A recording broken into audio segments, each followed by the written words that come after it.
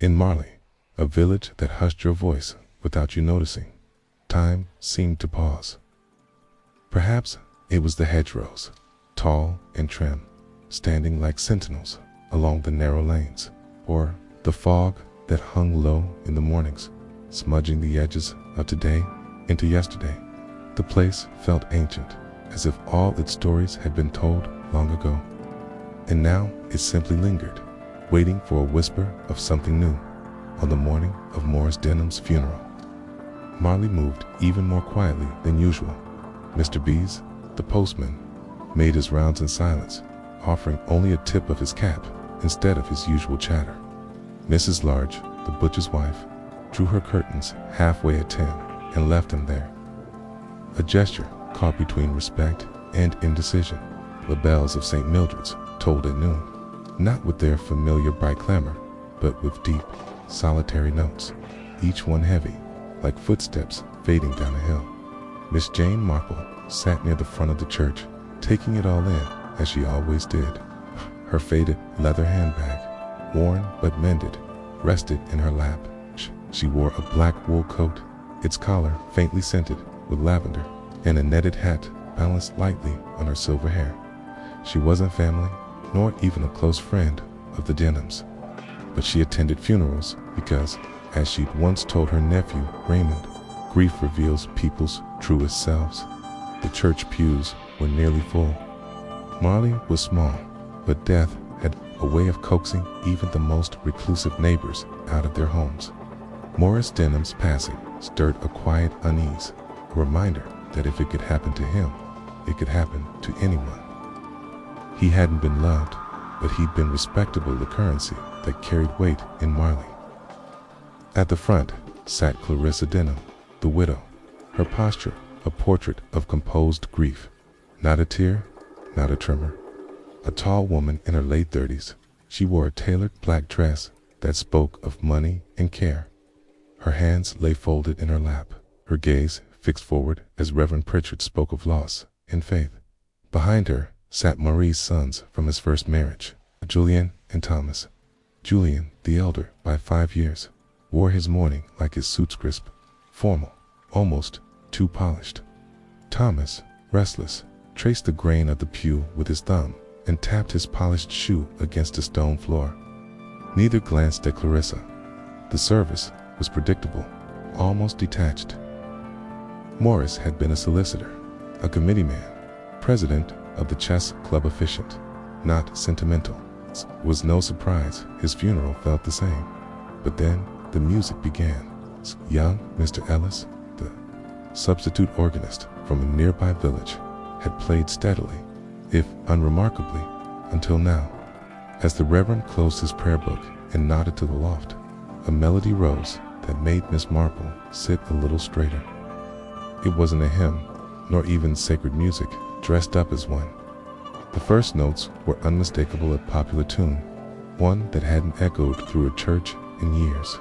Miss Marple's memory flickered.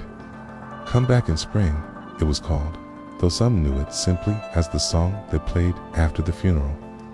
A song from 1938, rarely heard since the war. The lyrics, though not sung now, were well known to anyone of a certain age. "If you must go, then go in the frost, but come back when the flowers are blooming. I'll wait by the gate where we kissed and were lost. Come back in spring, come back." To me, no one spoke, but the atmosphere shifted. Reverend Pritchard looked up startled. Clarissa's chin rose a fraction of an inch. Thomas blinked as if confused. Julian turned sharply toward loft. The song was brief, no more than a minute, but it left a strange hush in its wakeness. Marple's gaze did not move from Clarissa Denham, not because of the music itself, although that had been startling, but because Clarissa's face, otherwise composed, had changed in that moment, not in a dramatic way. It's just a flicker, as if she recognized the song and the memory it brought back. Wasson, welcome. When the final note faded, the silence was louder than the music had been. And then, just like that, it was over. The pop eras moved forward. People, rose hats were adjusted. The village returned to its performance of solemnity. Outside, the church mist hung, over the gravel path like breath for Zenon. Place the ground was soft from rain earlier in the week in the Myrna shows. Left light imprints on the earth as they made their way toward the waiting cars or the reception at the town hall. Miss Marple lingered near the edge of the path. Her eyes followed the widow Clarissa. Denham stepped lightly, almost too gracefully, toward the car. Julianne offered her a curt nod. Well, Thomas kept his hands in his pockets. Not much warmth. They're odd for a funeral. The organist emerged from the side door of the church. A few minutes later, he was a slim young man with uncertain shoulders, clutching a lit-up sheet of music under one arm. Miss Marple approached him with her customary gentle curiosity. That was an unusual piece you played at the end, she said kindly. He looked up, flustered. I thought it was requested. I found it on the music stand this morning, all Rita laid out. I assumed Reverend Pritchard. Oh, he didn't request it, Miss. Appel replied lightly. I asked him myself. The young man frowned. It was just sitting there. I assumed it was meant to be part of the service. Of course, she said. It's an easy mistake to make. She let him go with a kind smile, but Hermond was already moving faster than her feet. That song had not been chosen by chance, not by the church, not by the organist. It had been placed to liberate a liaison, one it had heard, and someone in that church had reacted to it. She watched the hearse pull away. Something was wrong in Marley Cone and Miss Marple. Who knew that secrets have a way of whispering themselves aloud when no one is listening, would soon begin to listen. Very, very closely. Chapter 2. Whispers in Misdirection in the morning. After the funeral dawned, with the sky the color of after's water and a wind that rattled the gateposts. Marley Comole's high street, modest and curving, was unusually quiet, save for the occasional bark of Myrtillers terrier and the squeak of Mrs. Larch's shop sign swinging in thieveries at the corner post office. A small queue had formed before the door, was even unlocked, but no one had parcels. They had stories, Miss Marple, after placing a modest jar of raspberry jam into her basket at the grocer's, made a short stop by the post office, not for stamps but to listen. It wasn't a mistake, hissed Mercer Banathy, leaning over the counter with a glint of drama in her voice. That song at the end played like a ghost. Walking in, and I heard it was an old tune from when Maurice was a young man. Offered Mrs. Cranley, the baker's wife, her voice low and reverent, perhaps something romantic. Romantic, sniffed Mrs. Abernathy. That man didn't have a romantic bone in his body. I don't know, said the postmistress, pursing her lips as she sorted mail. Clarissa looked pale when it played. I was watching. You're always watching, Mrs. Onathy muttered, but not unkindly. Miss Marple stood quietly in the corner, folding her umbrella. She did not interrupt. In fact, she gave no indication she was listening at all beyond the occasional polite nod Hermine, however, ticked along like the train to Paddington. Clarissa Denham. It was her face that lingered, not tear-streaked, not grief-stricken justler, as though waiting for something or someone amiss. Marple was not prone to gossip, but she understood the psychology behind Iton villages. Like Malcolm gossip was not merely chatter, it was a system of record poorly organized, often speculative, but sometimes accidentally accurate. By late morning, the village's rhythm returned. Bicycles clattered along the lanes, children tossed stones near the stream. The scent of bread drifted from Cranley's bakery. Life moved on, but death, Miss Marple knew, often lingered. Insolence. She returned to her cottage on Church Lane and poured herself a cup of tea from a small brown Patey teapot, then added a knitted cozy over it. While Chet thought it was not the death itself that troubled her. Maurice Denham had, by all accounts, been in fair health, but no longer young. A stroke months earlier arsened fall in his study. Atata. Nothing suspicious, nothing to question, but the song. That song didn't belong at a funeral. It belonged to memory, and Simeon had planted it in plain sight. Miss Marple removed her notebook from a side drawer and jotted one line in careful handwriting. Come back in spring. Write that song. She paused, then another line. Clarissa recognized it. Others confused it. We placed the sheet music. She tapped her pen once, twice, It was a method she'd long used: facts, first emotions, second motive, always hiding behind a curtain. That afternoon, she paid a visit to the vicarage. Under the pretense of delivering a jar of homemade plum chutney, Reverend Pritchard greeted her at the door, looking a little more rumpled than usual. He was a kindly man, recently widowed, with a tendency to forget where he left his spectacles. Miss Marple. What a kind surprise. Come in, come in. I was just making tea. They sat by the fire, the vicar pouring weak darling into chipped porcelain cups. I must see, Miss Marple began gently. I do rather dignify. You chose your words very well, the vicar gave a tired smile. One tries, Miss Marple.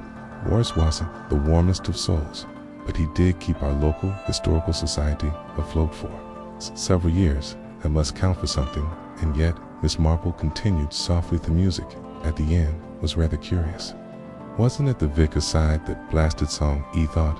Mr. Ellis had been instructed by the family. Ah, she said carefully. You didn't speak, Kay, to the organist beforehand? No, it was all last minute. I'm afraid. He arrived early, set himself up. I assumed everything had been arranged through Julian or Clarissa. Miss Marple sipped her tea. Clarissa Denham strikes me as, well, a woman of reserve. Reverend Pritchard raised an eyebrow. Is that your polite way of saying she's cold? I've always thought restraint and coldness are often confused, Reverend. He chuckled. That may be true. She was never one for village life, always off to London. Maurice seemed rather taken with her, though. From the start, some of us thought he was a fool. And did the sons approve of the marriage? A shadow crossed the vicar's expression. Not particularly. Julian, especially, made his views clear to anyone who'd listen. Heckled it. Humiliating a man of John Morris's age, marrying a woman younger than his sons. Miss Marple stirred her tea. A woman like that, marrying an older solicitor in a quiet village. What do you think she expected? The Reverend hesitated. Comfort, a house status perhaps, but if she cared for love, she certainly never showed it. Miss Marple smiled faintly. Love has many disguises, so does contempt. She finished her tea and stood. Thank you, Reverend Deal. Leave you to your notes, and do enjoy the chutney. It's quite sharp. As she walked back through the fog-dampened lane, her thoughts turned toward Denham household. Julian and Thomas, both estranged from their father in different ways. A new wife with more poise than warmth, in a song placed not by accident, speaking of love, loss, and springtime returns. That evening, as the village settled in under a veil of mist and gaslight, Miss Marple penned a second note in a book. Song was for someone or from someone, not just memory warning. She tapped her pen against her chin once more. In Marley, people believed the dead kept quiet, but Miss Marple had long ago learned some voices spoke louder from beyond the grave. Chapter 3. The visitor at the vicarage. 2 days after the funeral, the vicarage garden was unusually busy for Friday morning. Reverend Pritchard, not generally fond of disruption, found himself a stingy guest he had not expected, and truthfully did not quite know what to make of. Miss Marple, meanwhile, had been invited for tea again, and purely by coincidence, as she politely insisted. Arrived 10 minutes into the conversation, weaned the Reverend and Clarissa Denham. I do hope I'm not interrupting, Miss Marple said, stepping lightly into the study. With her usual grace, you did say Thursday or Friday would be convenient for returning your serving dish, Reverend. Pritchard looked faintly flustered. Not at all. Not at all, Miss Marple. We were only just speaking about the service. Clarissa Denham turned slowly in her chair, her posture precise, her expression unreadable. Good morning, Miss Marplemers Denham. Miss Marple gave a warm nod. Edo, hope you've had a moment to rest. These first few days can be dreadful exhausting. So many arrangements, so many formalities. Clarissa offered a tight smile. You're quite right. It's been busier than I expected, I suppose. Graptus and Grant won the quiet. One might hope for. Miss Marple moved to set the dish carefully on a nearby table. And the music, she said, softly, with just a trace of curiosity in her voice. Was that your selection? It was rather unusual, haunting. Even Clarissa paused just long enough for it to matter. No, she said. Eventually, her voice, smooth, measured. I assumed it was chosen by Julian, or perhaps someone in the church. Oh, Miss Marple said, not pressing so. No one knows quite where it came from, the Reverend interjected with forceful. In any case, I've since spoken with young Mr. Ellis. He swore he found the sheet already in place. It's all a bit of a muddle. Clarissa did not speak. Miss Marple noticed how the widow's hands were folded too neatly in her lap, the knuckles slightly white from pressure. I only ask Miss Marple Canton because I remembered the tune from my own younger days. It was played at a neighbor's engagement party. Of all things, a song of waiting and of returns always struck me as terribly sad, perhaps more so than intended. Louisa looked directly at her. Then do you believe the dead return, Miss Marple? Oh no, Miss Marple replied gently, but I do believe memories do. Anthe can be just as disruptive. Silence fell in the room like dust. Deraverin cleared his throat. Well, tea then. Clarissa stood. No, I must go. I have several papers to sort and a solicitor appointment this afternoon. Your husband's office must be quite the archive. Miss Marple said, I haven't yet been in. Clarissa replied, I haven't decided what to do with it. She turned toward the door, but paused, glancing back. You said the song was about waiting ease. Miss Marple said, about someone going away in the cold and being asked to return in spring. Clarissa nodded slowly. It's a cruel thing to be expected to return when the world is warm, and with that cryptic remark, she was gone. Miss Marple waited until Thevacourt's door clicked shut behind her before she spoke. She's lying, she said softly, her voice calm. Reverend Pritchard linked. Lying about what? About not knowing the song, Miss Marple said. Her reaction was not confusion, it was recollection, and perhaps fear. The Reverend looked troubled. Miss Marple, surely you're not suggesting? I'm not suggesting anything yet, she replied, only that a woman does not hear a melody like that by chance after burying her husband, unless someone very specific meant her to hear it that afternoon. The village was caught. The strange quiet that always follows a public mourning. The shops reopened.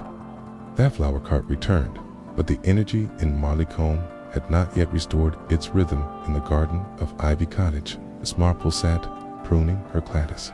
Kay's stat gave her both peace and perspective as she snipped gently at the vines. She was visited by her longtime friend and occasional gossiping companion, Miss Hartnell. Well, Jane, Miss Hartnell said, barely bothering with a greeting.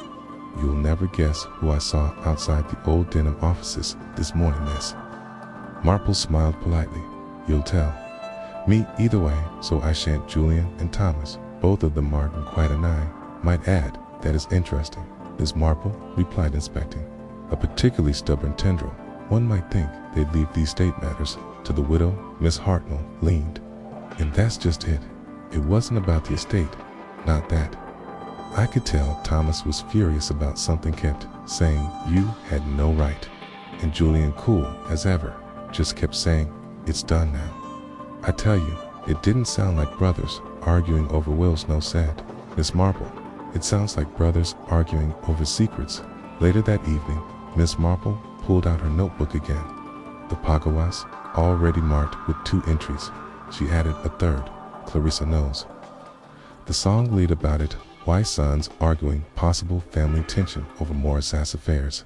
Who benefits from the chaos? She stared at the page for a long time. Some murders. She knew war, their violence plainly blood on the floor, a broken window scream in the night.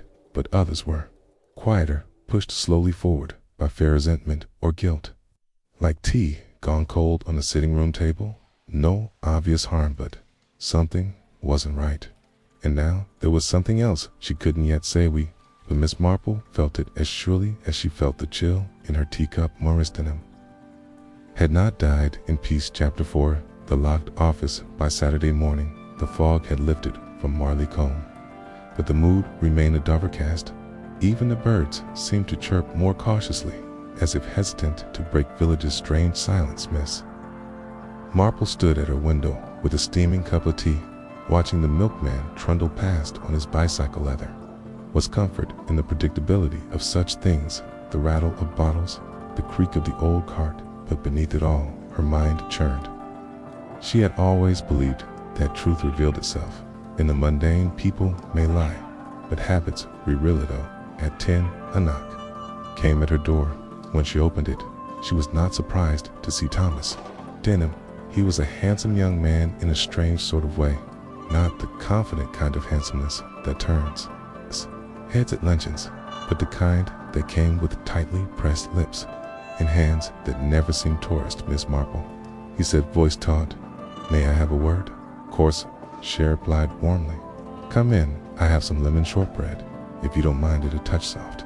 Kai stepped inside with a nod and followed her to the sitting room, where he declined the shortbread but accepted tea.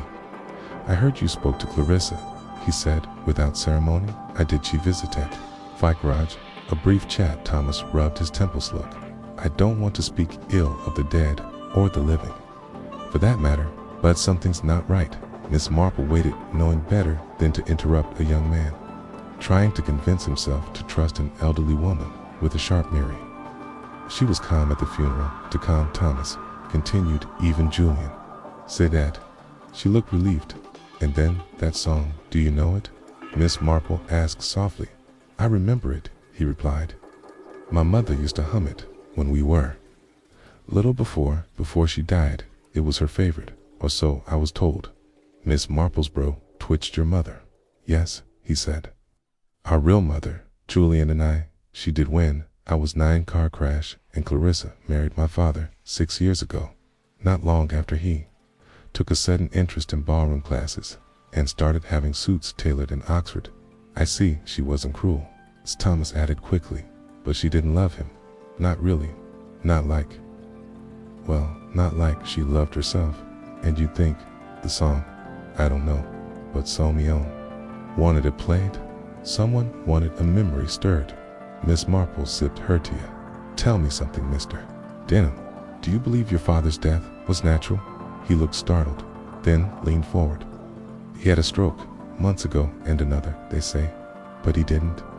Aunt Clarissa around those last few weeks has stayed in the study, most days refused visitors." "Was he frightened?" Thomas hesitated. "Paranoid. He kept checking locks. Wouldn't let anyone touch his desk. He'd think he thought someone was reading his letters." Miss Marple nodded gently. "And Have, you've been in the study since?" "That's the other thing," he said, eyes narrowing. "The door's locked. Clarissa says she can't find the key. Julian says we should let her handle it, that she's the widow and we're just spare parts, but I want to see what's in there." Miss Marple set her teacup down. "I think you're quite right, though. Be curious." By midday, Miss Marple found herself standing before the Denham house, a Georgian structure with ivy climbing too neatly across its facade. Garden was well maintained, though sterile, like something clipped into mission rather than coaxed into bloom. Clarissa was not home. The maid, a young woman named Elsie, who seemed perpetually startled, answered the door reluctantly, allowed Thomas. And Miss Marple inside the study was on the ground floor at the back of the house, its door dark wood reinforced with an iron handle and a keyhole that glinted faintly in the light. Thomas jiggled the knob. "Still at, she says, the key was lost." He muttered, "But I think she has." Miss Marple examined the keyhole. "This isn't a modern lock, not complicated. If had a small enough knitting needle." Thomas grinned. "I have something bitter." From his coat pocket, he produced a thin piece of wire, slightly bent at the end. Miss Marple raised a surprised eyebrow. I hesitate to ask where you learned that I went to university." "Not everything taught there is academic," he said dryly. After a moment's careful prodding, the lock clicked. The door swung inward. With a faint groan, the room smelled old fold paper leather and the faintest hint of pipe smoke. A heavy desk sat near the window, its surface cluttered with unopened letters, a fountain pen, an attic ledger. Several law books lined the shelves, but one had been pulled halfway out, as though yanked in haste and forgotten. Miss Marple stepped inside it carefully. The window was slightly open, not enough to let in a draft, but enough to suggest someone had opened it, perhaps recently. Thomas moved straight to the desk. "It's all here. His letters, case files, Some notes, Miss Marple. When Willa walked to the bookshelf, the partially removed volume caught her eye. Land rights and inheritance in civil statutes. Not exactly a thrilling read, but shuffled it down. Tucked behind the book, almost wedged into the hollow space at the back of the shelf, was a small envelope. Unmarked, yellowed, sealed with an old wax stamp. She handed it to Thomas. He frowned. No address, no writing, just sealed. "Open it," she said gently. He did. Inside was a single sheet of music handwritten. The title, "Come Back in Spring." No notes, no name, just the music. Thomas looked up. Why hide this? Miss Marple's expression turned it thoughtful, because it was meant to. Stay hidden until it was needed, or until it was found by the wrong person. They heard the front door open. Clarissa's voice, clear and firm. "Elsie, who's in the study?" Thomas froze. Miss Marple, however, stepped calmly out into the hallway, just as Clarissa came around the corner. The widow said, blinking once Miss Marple and Thomas I did a expect. "We had questions," Miss Marple said, her tone warm but unwavering in when questions are locked behind doors. Someone must turn the key. Clarissa's eyes flicked toward the study. "You had no right." "No," Miss Marple said, "but I have a suspicion, and sometimes suspicion arrives before permission." Clarissa said nothing, but her lips pressed together, hard, and behind her calm face, something trembled back at your Ivy Cottage. Miss Marple sat alone that evening by the fire. She placed a page of sheet music on her table. It was a clue, but not a solution, not yet, but it was proof that song had been no accident, and that someone in the Denham house had wanted the past to speak louder than the present. She wrote 2 more lines in her notebook. The song was planted. Clarissa fears it is death. Has a shadow behind it. She did not yet know the shape of that shadow, but she would soon. Chapter 5 Secrets. In the shadows, the following morning, Molly Kim awoke. Under a pale sun, the mist that had clung to the village the previous days finally dissolving into thin air. The usual sounds of life, birds in the hedged, faint rumble of carts along the lane returned, but the village's heart still beat with cautious rhythms, like a patient recovering from a sudden illness. Miss Marple, seated at her small kitchen table, sipped her morning tea while pondering the events that had begun to unfold. The discovery of the sheet music hidden behind the law book had unsettled more than just Thomas Denham. It was a silent message, a secret whispered across time, one that had been meant to be kept hidden, yet had found its way into the light. She could not shake the feeling that the music was a key, a clue, not only to Morris Denham's final days, but to Ascret, buried deeper within the Denham family. Later that day, Miss Marple made her way to the village library. It was a modest building, a single-story structure with creaking wooden floors and a smell of old paper and dust. Mrs. Pendergast, the librarian, was quietly arranging new books on the shelves and greeted Miss Marple with a warm smile. "Good morning, Jane," she said softly, still delving into local history. "Eru?" Miss Marple nodded. "Indeed, I was hoping to look into some old village accords, specifically anything relating to the Denham family." Mrs. Pendergast's smile faltered. Just a touch. The Denhams have always been a proud family, Thornott, without their troubles. "What sort of troubles are you interested in?" Miss Marple offered a faint smile. "Just the usual kind, inheritance disputes, things that families tend to keep quiet." This Pentag led her to a corner where bound volumes of parish records and local newspapers were stored ready. Yellowed pages crackled as Miss Marple carefully flipped through obituaries, legal notices, and village gossip columns from decades past. One name caught her attention repeatedly: Clarissa Morton, a young woman from a nearby town who had arrived in Marley, combed some 6 years earlier, just before her marriage to Morris Denither. Were hints of a previous engagement, a broken romance that had scandalized a small circle of acquaintances. Rumors spoke of a brief but intense relationship with a Manamet Edward Fairchild, a musician who had vanished shortly after their separation. Miss Marple's mind returned to the song the haunting melody that had played after Morris's funeral, and a sheet. Music hidden away in his study.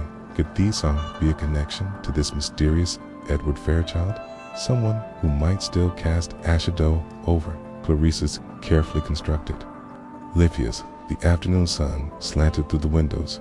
Miss Marple jotted notes in her leather-bound notebook. Clarissa Morton, past lover, Edward Fairchild. Musician possible link to come back in spring, family secrets and old wound unspoken connections. She closed the book and prepared to leave, but paused as Merce Pendergast handed her a small folded piece of paper. This was slipped under the door earlier, she explained. Quietly, Nana Miss Marple unfolded the note. It read, "Beware the song it sings, of Morathan memory." A chill ran down her spine. She folded the note carefully and slipped it into her coat pocket outside the village, carried on, but beneath its tranquil surface, Miss Marple sensed the currents of fear and deception. Growing stronger, the game, she realized, was just beginning. Chapter 6. The Old Music Box. The following morning, a crisp breeze carried the scent of damp earth and budding lilacs through Marleycomb's narrow lanes. The village was slowly shaking off its funeral gloom, but the unease remained, palpable, like a thread pulled too tight, ready to snap. Miss Marple was tending her garden when a knock came at the door. She opened it to find Thomas Denham, looking morseless than before. "Good morning, Thomas. What do I owe the pleasure?" she asked with a gentle smile. He shifted nervously. "I'm sorry to bother you, but found something that might explain the song and the strange happenings, miss." Harple nodded, inviting him in. Thomas reached into his coat pocket and pulled out a small, ornate music box, its wooden surface intricately carved with ivy and roses. "It belonged to my mother," he explained. "Clarissa had it in the house, but I never saw it before I found it hidden away in Morris's desk." Miss Marple carefully took the box, turning it over in her hands. "A music box," she said softly, "the kind that plays a tune." When wounded, Thomas nodded. "I wound it up this morning." Liston's turned. It's a tiny key on the side, and from the delicate mechanism emerged a haunting melody. Come back in spring, the same song that had unearthly dillage. Miss Marple closed her eyes, letting the notes wash over her. There was something achingly familiar in the tune, like a whispered secret. "Do you know where your mother got this?" she asked. Thomas hesitated. "She never spoke a mock about her past, but I found a letter among Morris's papers, written by Edward Fairchild." Miss Marple's eyes widened slightly. "The musician you mentioned?" "Yes," Thomas replied. "He wrote that he hoped this music box would remind her of their time together, and that one day she would come back to him in spring, or whenever the time is right." Miss Marple felt the weight of the past pressing against the present. The music was no accident. It was a message, a plea perhaps, a threat.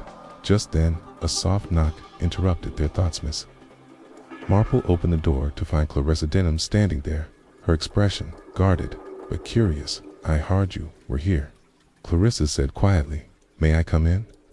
Thomas stiffened, but said nothing. Clarissa entered, her eyes immediately drawn to the music box in Miss Marple's hands that belonged to Edward. It's a sad voice, barely above a whisper.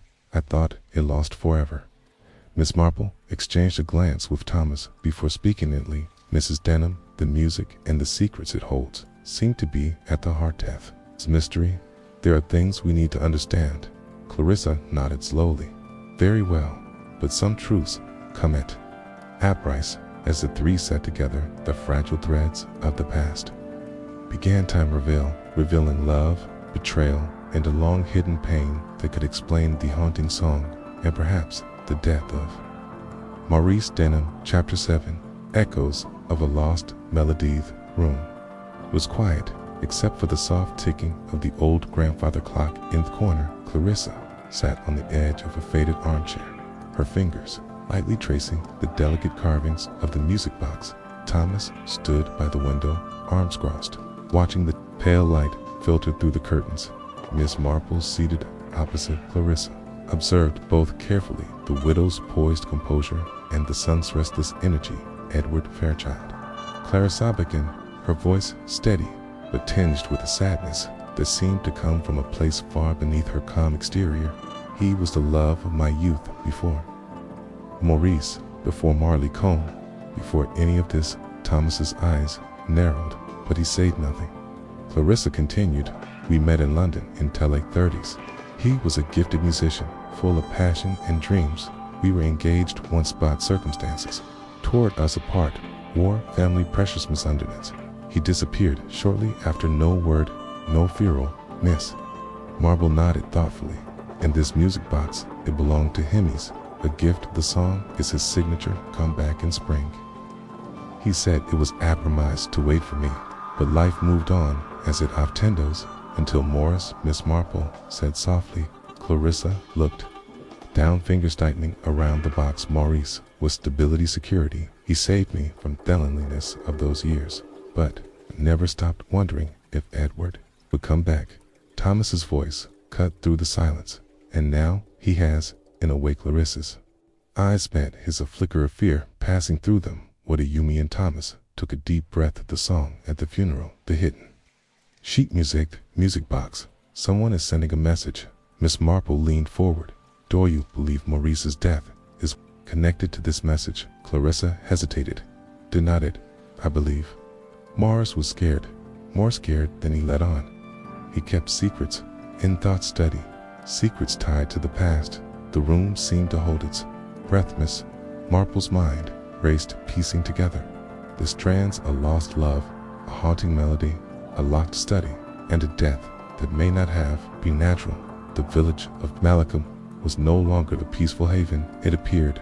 Towed beneath its surface, passions and grudges stirred like a slow-moving storm. Mrs. Denham, Miss Marple said carefully, there is something you are not telling us. Clarissa's composure cracked for a moment. There is, but some truths can shatter everything.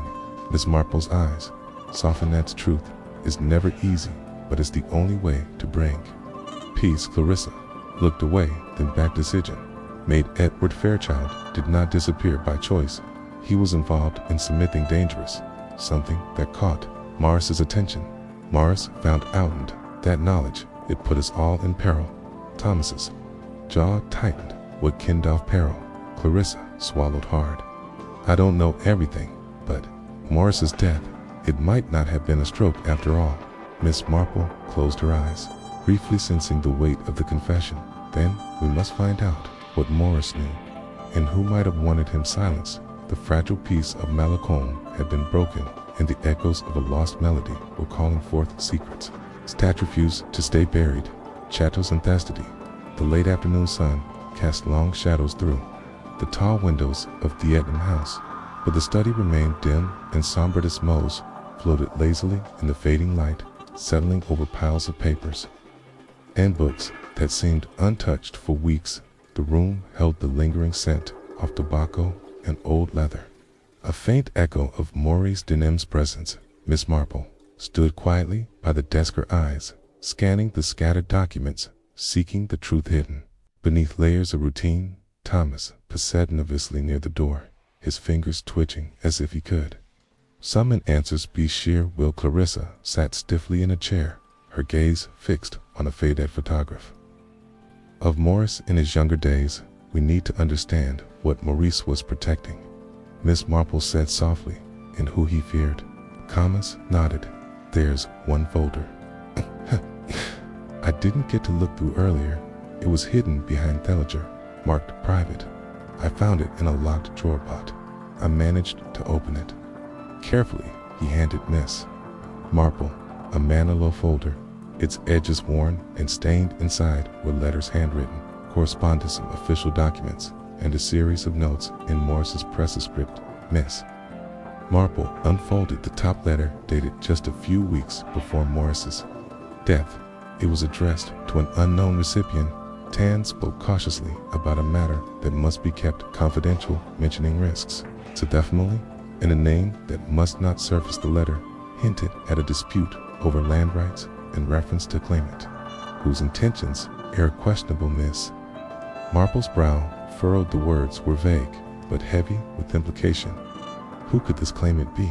She murmured. Clarissa's voice was barely a whisper. Edward Thomas looked startled. Edward Fairchild, Clarissa nodded.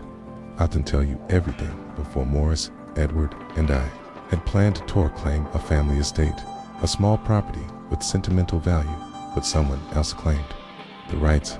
Miss Marple glanced at the papers again, and Morris Waistry to protect. You both, yes, Clarissa said, voice trembling, but it seems underestimated the danger subtly.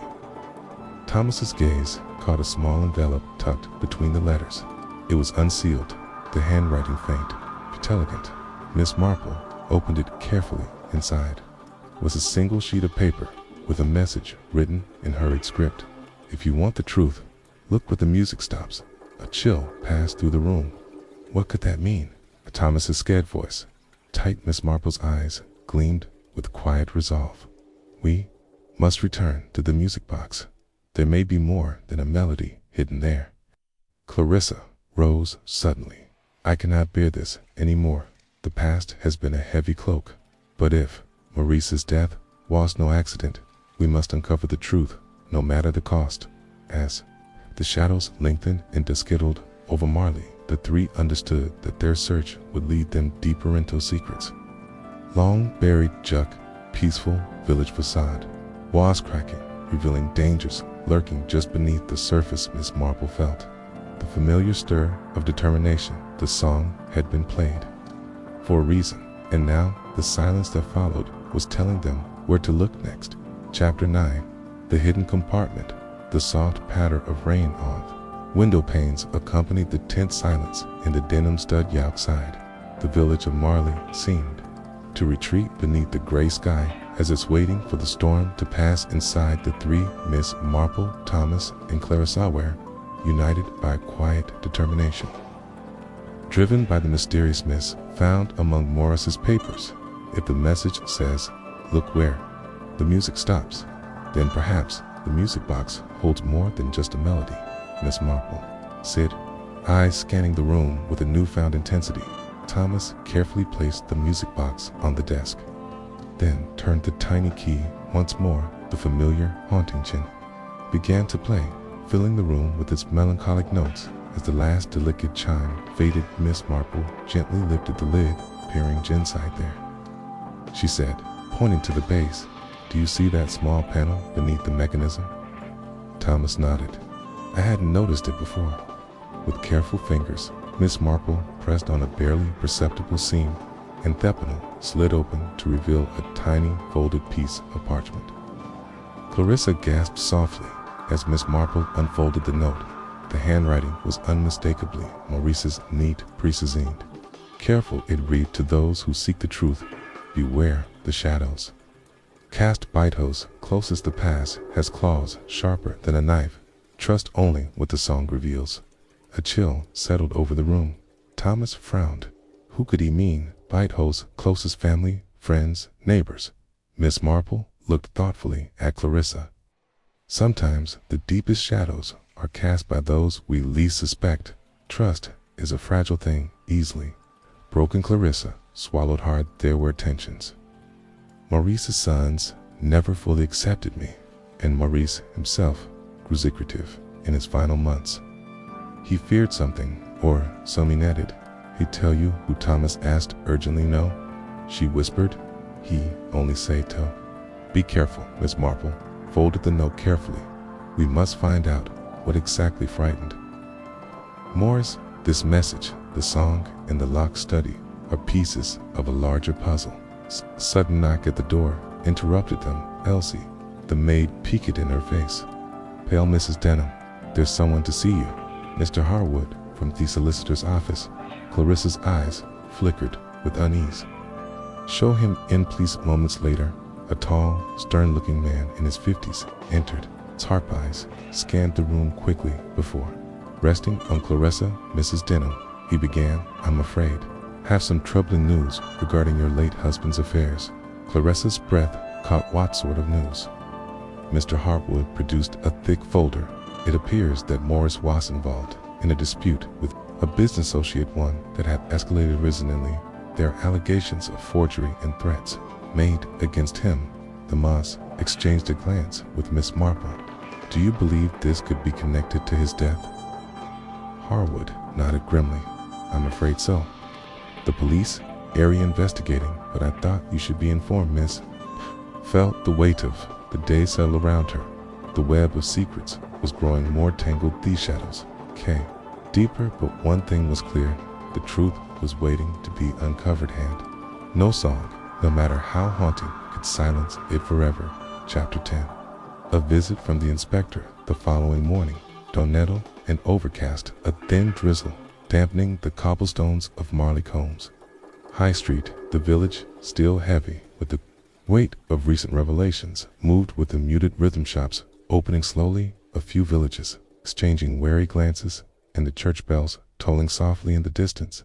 Miss Marple sat by the window off her sitting room, a steaming cup of tea warming her hands. Her keen eyes traced the familiar patterns of village life, but her thoughts were far from the peaceful scene. The late Maurice Denham's secrets were unraveling faster than she had anticipated, and the recent visit from Merhor Wood had only deepened the mystery. A firm knock at the door interrupted her reverie. Come in, she called. The door opened. Terevio, a man in his mid-40s, clad in a dark overcoat and a neatly pressed soothless expression, was serious, but not unkind, his eyes sharp and observant. Miss Marple, I'm Inspector Harold Graves from the county police. He sat, extending his hand. Miss Marple shook it with a calm smile. Inspector Graves, how do you do? Please come in. The inspector stepped inside and took a seat opposite her. I understand you've been assisting with the Denham case. I've been asking questions. Yes, Miss Marple replied. Sometimes the truth is found in thick, wide corners. Others overlook. Inspector Graves nodded decisively. That's why I wanted to speak with you. We've been reviewing Maurice Denham's death, and new evidence has prompted us to treat it as suspicious. Chists Marple raised an eyebrow. I had a feeling as much. The inspector continued. There are inconsistencies in the medical reports, and we've received statements about disputes Morris had in the weeks before Sis' death, forgery allegations, threats. Mr. Harwood mentioned these to us yesterday. Miss Marple said, it appears Morris was caught in a web of business conflicts. Yes, the inspector agreed, and we're especially interested in the music box and the note found inside. Maurice has studied the message about shadows cast by hosts. Closest it suggests a personal dimension to the chasmness. Marple nodded thoughtfully. Family tensions have certainly surfaced. The widow Clarisonde, Maurice's sons, have their disagreements, but I suspect there are other players involved. Inspector Graves smiled faintly. That's where you come in. If you hear or see anything unusual, please let us know. Your insights into the village and its inhabitants are invaluable, of course, Miss Marple said. And if I may be so bold, I believe the key lies not only in what is said, but in what remains unspoken. The inspector chuckled. Wise words, Miss Marple. As he rose to leave, he paused at the door. One last thing, Have you noticed anything unusual about the organist who played at the funeral? Miss Marple's eyes twinkled. Indeed, I have. Young Mr. Ellis seemed quite flustered about the music selection.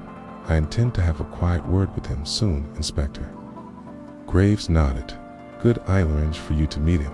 With that he departed, leaving Miss Marple alone with her thoughts. The village of Marley was no longer the serene haven on it appeared to be. Shadows lengthened secrets. The penadon, the song that played after the funeral, continued to echo an unsettling rounder that beneath the quiet surface danger lingered. Miss Marple knew that the coming days would be crucial. The threads of truth were within reach, but only careful unraveling would reveal the whole picture. And Miss Marple, with her quiet intelligence and steady resolve, was ready to follow those threads wherever they might have led. Chapter 11. The organist's secret. The morning sun filtered softly through the curtains of Miss Marple's sitting room, casting delicate patterns on the worn carpet. Despite the peaceful labyrinths, attention lingered in the air, a quiet anticipation that something long buried was about to surface. Miss Marple sat comfortably with her knitting, but found her hands idle, her mind occupied with the puzzle that had come the denim case. The recent visit from Inspector Graves had only deepened her resolve to uncover the truth behind the haunting melody and the shadows that clinged to Malcolm. Knock at the door broke her concentration. She opened it to find Melis, the young organist from the funeral, standing hesitantly on the threshold. His eyes flickered with nervousness, and he clutched a small leather satchel. "Good morning, Miss Ellis," Miss Marple said warmly, stepping aside. "Please come in." He stepped inside, smoothing his jacket. "Thank you, Miss Marple. I hope I'm not intruding." "Not at all, tea, please," he replied, settling into an armchair. His fingers fidgeted with the satchel strap. "I wanted to speak with you about the funeral and the music." Miss Marple nodded encouragingly. "I suspected as much. That choice of song was unusual, wasn't it, Mr. Ellis?" Swallowed hard. He wasn't supposed to play it, Miss. Marple's eyes narrowed slightly. "Oh." He took a deep breath. The sheet music was placed on the organ bench. "Before I arrived, I didn't see who left it. I assumed it was a request from the family or the vicar, but you mentioned you hadn't been informed about it beforehand." "That's right. I didn't know until I started playing when the melody began. I felt Chinese. It was the same song my mother used to sing to me, a song I hadn't heard in years." Miss Marple leaned forward. "Your mother?" "Yes. She passed away when I was awkward. She loved that song, Come Back in Spring. It was her favorite stas, you believe. Someone wanted you to play it." He nodded slowly. "I think so it was too." "Precise? A choice to be coincidence?" Miss Marple studied him thoughtfully. "Mr. Ellis, did your mother have, any connection to the Denham family?" He hesitated. "Not directly, but my father was a friend of, Morris Denham. They worked together on some legal matters years ago." "And your mother, any stories you recall?" "Only Thatch was very fond of Clarissa Morton before she married Morris. They knew each other, but something happened that made them drift apart." Clarissa's name hung heavy in the room. Miss Marple's gaze sharpened. "Release. If you remember anything at all, please let me know. This music may be the key to unlocking a much larger secret." He nodded earnestly. "I will." As Harris to leave, Miss Marple felt a flicker of hope amid the shadows. Village's quets were unraveling thread by thread, and the song that haunted Marliam was beginning to reveal its true meaning. Chapter 12. A letter from the past. The chill of early autumn had settled over Malcolm, turning the hedgerows off fury orange. In gold, the village was beginning to prepare for the coming winter. For Miss Marple, the season's changing colors were overshadowed by the darkening mystery that gripped her thoughts. That afternoon, a letter arrived at Ivy Cottage, addressed in a delicate, familiar hand. Miss Marple held the envelope with careful fingers, noting the faded ink and the unfamiliar postmark. Curiosity piqued, she broke the seal and unfolded the letter. Within, "Dear Miss Marple, if you have received this, then you are closer to the truth than most. Morris Denham's death was no accident. I know, because I was there, and I watched as shadows crept through." Marley Combe. The song, Come Back in Spring, is a message from a time when love and danger, wearing turbaned Clarissa Morton carries secrets, not just of the heart, but of betrayal that reaches beyond this village. Beware those who seem closest, for they may hide the deepest wounds. Morris's study holds more than papers. It holds the key to what truly happened. Seek the past with care, for it is as treacherous as the present. Yours sincerely, a friend. Miss Marple's eyes narrowed as she reread the cryptic words. A friend, she murmured, or perhaps someone watching her thoughts. Turned immediately to Clarissa and the sons, to the elusive Edward Fairchild, and to the ever-present shadows cast by Secret's long child. Later that evening, Miss Marple invited Thomas Denham to Ivy Cottage over tea and scone. She shared the letter in her thoughts. "This confirms much of what suspected," Thomas said grimly, "but it raises more questions. Who would send such a warning, and why now?" Miss Marple looked out the window towards the village green, where the last leaves clung stubbornly to their branches, because she said quietly, "The past is reaching forward demanding to be heard, and only by listening carefully we hope to find peace for the dead and the living. As the fire crackled softly, the mystery deepened, and Miss Marple knew that the next steps would be the most perilous yet chapter. 13. The Stranger at the Gate. The following morning, a dense fog rolled over Marlicum, muffling sounds and cloaking the village in a quiet mystery. The usually bustling high street was almost deserted, save for a solitary figure standing near the iron gate of Ivy Cottage. Miss Marple noticed the stranger as she stepped outside to collect the Morning Post. He was a tall man dressed in a darker fur coat, his hat pulled low against the damp chill, his eyes sharp and searching scanned the cottage as if he were looking for something or someone.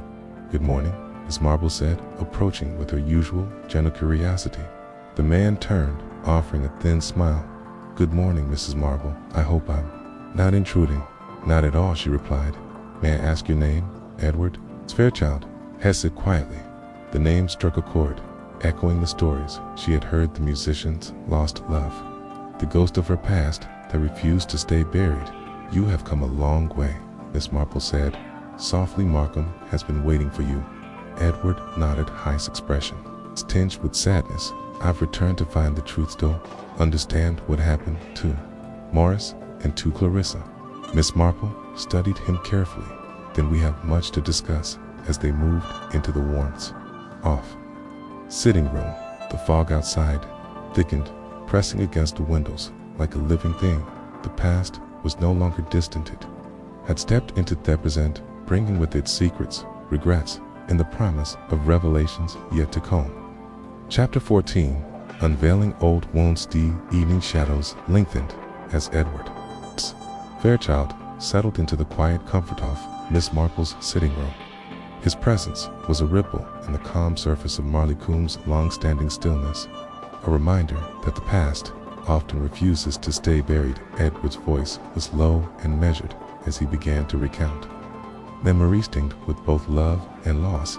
He spoke of youthful dreams shattered by war, of promises made and broken, and of a love that had never quite faded. Clarissa Morton, he revealed, had been more than a fleeting romance. Their bond had been deep and true, but external pressures, familiar expectations, societal judgment had pulled them apart. Moore's Denham, he admitted quietly, had known more than he let on the locket. Study the hidden letters, the haunting song. They were all pieces of a complicated puzzle involving property disputes and long-held grievances. Miss Marple listened intently, weaving together the threads of betrayal and fear. She sensed that Reese's death was the culmination of these tangled emotions, a final act in a drama that had played out over decades. As the night deepened, Edward's story illuminated new facets of the mystery, revealing the shadows cast by love, ambition, and the relentless passage. 5. Time. Chapter 15. A secret travel. The following morning, a crisp breeze stirred the leaves outside Ivy Cottage, carrying with it a sense of urgency. The village seemed to hold its breath, as if sensing that the slow unveiling of truths was nearing a critical moment. Miss Marple and Edward sat together by the fire, the afternoon light casting flickering shadows across the room. Thomas had joined them, bringing with him a small bundle of papers he'd found hidden beneath the floorboards of the Denham study. Carefully, Miss Marple unfolded the fragile documents. They were letters, some official, others personal, all pointing toward a complex web of alliances and betrayals. One letter, dated just weeks before Morris's death, stood out. It was from a solicitor representing a rival claimant to the family estate, threatening legal action and hinting a scandal that could destroy reputations. As they read, Clarissa entered quietly, her face pale but resolute. "I suppose the past will not be benevolent any longer," she said softly. Miss Marple looked up. "It seems time has come to confront these shadows." Hidden together, they resolved to face whatever truths lay ahead, knowing that only through courage and clarity could Harleycombe find peace. Chapter 16. The gathering storm, the days that followed, brought a restless energy to Marley. Combe, the village, usually so tranquil, buzzed with quiet whispers and furtive glances. Even the ever-steady Reverend Pritchard seemed unsettled, his prayers carrying a heavier weight. Miss Marple found herself walking the village lanes, more frequently piecing together fragments of conversation and observation, like a delicate mosaic. Each new revelation seemed to stir up more questions, and these shadows around the Denham family grew darker one afternoon as autumn leaves tumbled in spirals. Miss Marple received an unexpected visitor. Inspector Graves' heightened expression. "Grave, there's been a development, okay?" he said, without preamble. "We've uncovered evidence that Maurice Denham's death was hastened by foul play." Miss Marple's eyes narrowed. "I suspected as much." Quote, Graves continued, "We're focusing on those closest to him family. Associates, anyone with motive and opportunity." Miss Marple nodded. "Slow-lit storm gathers, Inspector, and soon it will break together." They prepared to face these secrets that threatened to engulf Lickham. Chapter 17. Tensions rising. Chill of late. Autumn had settled over Marley, turning the village air crisp and sharp. The trees, stripped nearly bare, cast skeletal shadows across narrow lanes, mirroring the growing unease among its inhabitants. Inside the Denham household, tensions simmered just beneath the surface. Thomas and Julian, once united by grief, found themselves at odds over the management of their father's estate and the secrets it concealed. Clarissa, caught between loyalty and suspicion, moved with a careful grace, guarding her own. Truce Marple observed the fracturing family with a quiet sadness. Unresolved tensions threatened to unravel everything. Maurice Caden had treated to protect. One evening, as the family gathered for a tense dinner, words were spoken in hushed tones, but loaded with meaning. "I will not let Maurice's legacy tarnished by lies," Julian declared firmly. Clarissa's eyes flashed. "And what about the secrets you kept?" "Julian, the grudges and betrayals that poisoned this family," Thomas' intervened, voice edged with frustration. "We must face the truth, no matter how painful." Miss Marple watched the fragile piece shatter like thin glass, knowing that the coming days would demand courage and clarity from them all. Chapter 18. The confession. The night had deepened into a velvet darkness, broken only by the flickering firelight in the Denham drawing room. The family sat in uneasy silence, each weighed down by their own thoughts and fears. Outside, the wind whispered through the trees, as if carrying secrets. On its breath, Miss Marple, ever patient and perceptive, had insisted on remaining until the tension reached its breaking point. She sensed the moment was near when hidden truths would finally come. Tollite, Clarissa, stood slowly, her hands trembling slightly. "There is something I must say, something I have kept to myself for far too long." All eyes turned to Tor, was not entirely honest about Marika's death, she began, voice wavering but steady. "There were disagreements, yes, threats even, but I never imagined it would come to this." She paused, gathering strength. "The night Morris died, he received a visitor, someone from his past, someone who threatened to unrevealably think we had built." Thomas leaned forward, eager yet fearful. "Who is it?" Clarissa swallowed. Edward Fairchild gasps echoed around the room. "Confronted Morris over the estate, over old debts and promises broken." Thurgood turned. "It had Morris suffered his fatal stroke during that visit. I was there. I heard everything." Miss Marple nodded. "Slowly, a tragic end to a troubled past. But there is more, Clarissa," continued Edward. "Left beyond, a letter, one that explains everything. If we find it, we might finally understand." The family exchanged glances, hope and dread mingling in their eyes. The past was no longer a distant shadow. It had come the present chapter. Tiny, the search for Thelator. The morning mist still clung to Marley Cone as Miss Marple, Thomas, Julian, and Clarissa gathered in the study, determined to find the letter Clarissa had spoken of. The atmosphere was thick with anticipation and unease. The quiet house seemed to hold its breath, as though it too awaited the unveiling of long-buried secrets. Miss Marple carefully examined the desk and shelves, her eyes sharp for any irregularity.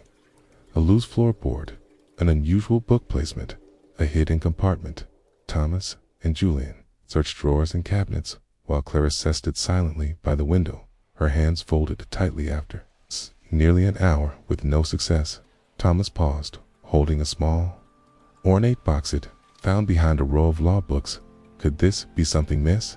Marple took the box and opened it to reveal an assortment of papers and a sealed envelope addressed simply to Clarissa. Clarissa's hands trembled as she took the envelope. "This is it," she whispered the letter Edward left bead. With careful fingers, she broke the seal and unfolded the letter. Her voice faltered as she read aloud. "You are reading this.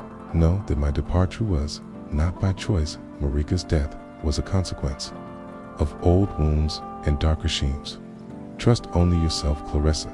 The truth lies where the music ceases and the silence begins." The room fell into a heavy silence. Miss Marple's gaze was steady. "We have the truth at last, but it may be more dangerous than we imagined." The past had finally spoken, and its echoes would not be ignored. Chapter 20. The final note, Thotham wind, stirred the last fallen leaves outside the Denham estate. As the family gathered in the drawing room, the air was heavy with anticipation and unspoken questions. After weeks of secrets and shadows, the moment for truth had finally. Miss Marple stood calmly, her eyes meeting those of Clarissa, Thomas, and Julian. "We now know the circumstances surrounding Marika's death," she began. "It was not a mere stroke, but the tragic result of fear, confrontation, and unresolved grudges." Clarissa took a deep breath. Words letter has shed light on what we must face. Morris was threatened, and in the heat of the moment, he suffered his fatal stroke. Thomas nodded, his face a mix of relief and sorrow. "We owe it to him to set things right." Miss Marple continued. "The song Come Back in Spring was a message, a reminder of promises, love, and the hope of redemption. It has guided us through the darkness." As the family reconciled their past differences, a sense of peace began to settle over the room. The haunting melody that once signified loss now symbolized healing. Outside, Marley breathed a sigh of relief. The song that played after the funeral had finally found its final note. Chapter 21. Unspoken Truths. The days after the familia saw Conciocean were quieter, but beneath the surface, unspoken tensions still guard. Miss Marple noticed how the villagers watched the Denhams with a new kind of curiosity, as if expecting the past to resurface again. One afternoon, while walking through the village square, Miss Marple encountered Mrs. Athey and Mrs. Cranley engaged in a shared conversation. "They say there's more to Morris's death than anyone wants to admit," Mrs. Athey whispered, glancing nervously over her shoulder. Mrs. Cranley nodded. "I heard from Mr. Ellis that there were late-night visitors to the Denham estate long before the funeral."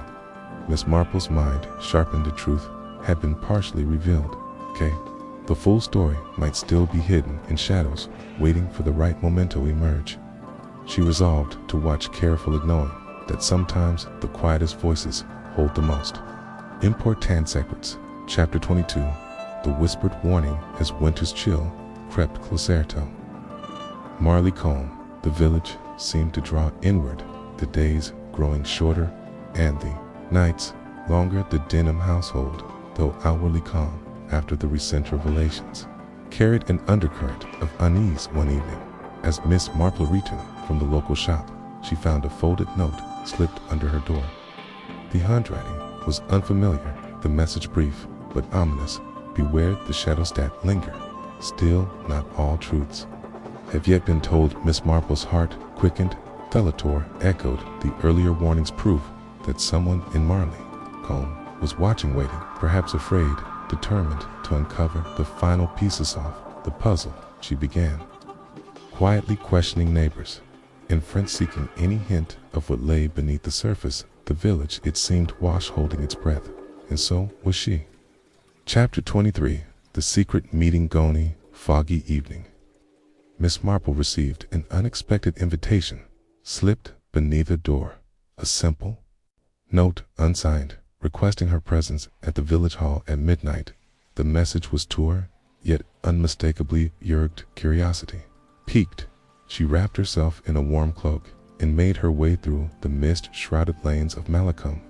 The village was eerily silent, shadow stretching long and ghost-like beneath the flickering gas lamps inside the dimly lit hall. A small group had gathered, villagers with anxious faces and whispered voices. Among them was Mr. Ellis, the organist, and a few other familiar figures who had kept quiet until now. The meeting was tense. Hushed confessions and careful accusations filled the room. It became clear that the Villaga board more secrets related to Morris Denham's death than anyone had dared miss. Marple listened, closely piecing together the fragments of gossip, fear, and truth. The song that played after the funeral was not only a message, it was a call to confront the shadows that had haunted Malcolm for too long. Chapter 24. The Unmasking. Her village halls. Air was thick with tension as Miss Marple rose to speak. The gathered crowd, a mixture of anxious villagers and those long, silent, turned their full attention to her steady voice. Secrets, she began, are like music. Sometimes they linger as melodies, sometimes they strike like chords in a storm. Morris Denham's death has brought many such chords to light. Her ice canned the room, landing on faces that shifted uneasily. The song played after that funeral was more than a farewell. It was a message, a warning, an accusation. We now know it was intended to reveal a truth hidden behind respectable facades. One by one, she recounted the revelations, love and betrayal, the threats and secrets, the locked study and the hidden letters. Then, with calm authority, she turned to the village solicitor, who had remained silent until now. It's time, Mr. Harwood, to speak. Open-lined village deserves to know. Under the weight of collective gaze, the solicitor confessed to knowledge of illicit dealings and coercion that had ensnared Morris in a dangerous game. As the truth unfolded, Malcolm felt the heavy veil lift, and though wounds remained, healing had begun.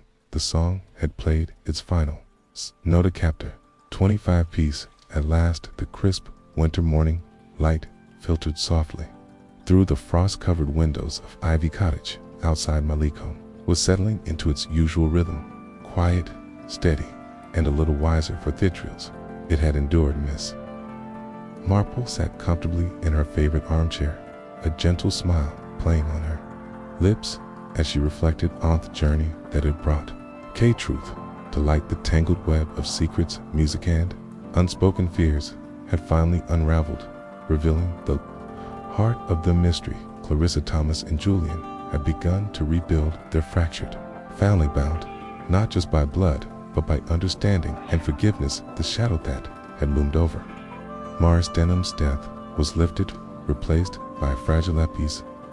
Haunting song, once a symbol of loss and pain, had transformed into a melody of hope, a reminder that even the darkest secrets can find their solution. As the village breathed easy once more, Miss Marple poured herself a cup of tea, content in the knowledge that justice, kindness, and quiet wisdom had prevailed. The song had played, and now it was truly